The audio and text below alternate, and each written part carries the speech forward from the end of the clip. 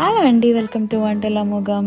ఈరోజు నేను మిక్స్డ్ నట్స్తో చెక్కి ఎలా తయారు చేయాలో చూపిస్తున్నానండి. ముందుగా ఇట్లా డ్రై రోస్ట్ చేసి పెట్టుకున్నాను. ఇక్కడ చూపిస్తున్నట్టు sunflower seeds, sesame seeds, cashews and some almonds and కొంచెం ఎక్కువ పీనట్స్ అండి. ఇవన్నీ ముందుగా డ్రై రోస్ట్ చేసి అన్నీ కలిపి పక్కన పెట్టుకున్నాను అనమాట. నాకు ఇది ఆల్మోస్ట్ 3 cups వచ్చాయండి అన్ని నట్స్ కలిపి.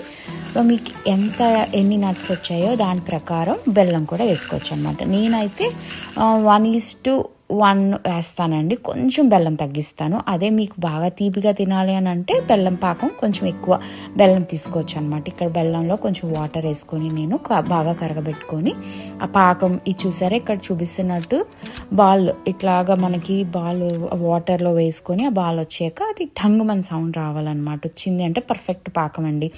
ఆఫ్ చేసేసి అక్కడ పాకం ఆఫ్ చేయాలండి, అది టిప్.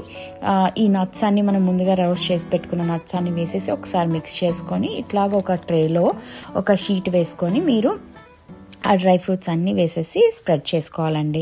అంతేనండి, యమ్మీ యమ్మీ మంచి చెక్కీ రెడీ అయిపోద్దండి. పర్ఫెక్ట్ పాకం వచ్చిందా, చెక్కీ మాత్రం భలే వస్తుంది. చూసారా ఎంత షైనీగా కనిపిస్తుందో.